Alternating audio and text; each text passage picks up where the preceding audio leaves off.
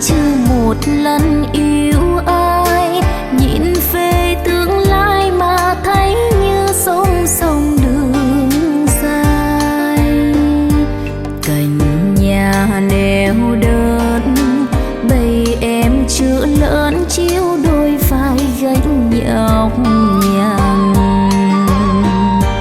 Thầy mẹ thương em nhớ tim người sẽ xuyên, lòng câu mong em đâu bên cho in một bông thuyền. Lứa đôi tình duyên còn chưa lưu luyến, sợ người ta đến em khóc sau bao lời khuyên.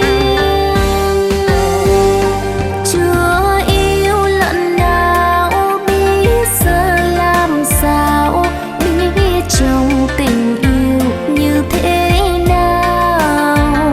Sông sâu là bao nào đó đường đâu, lòng người ta ai biết có dài lâu.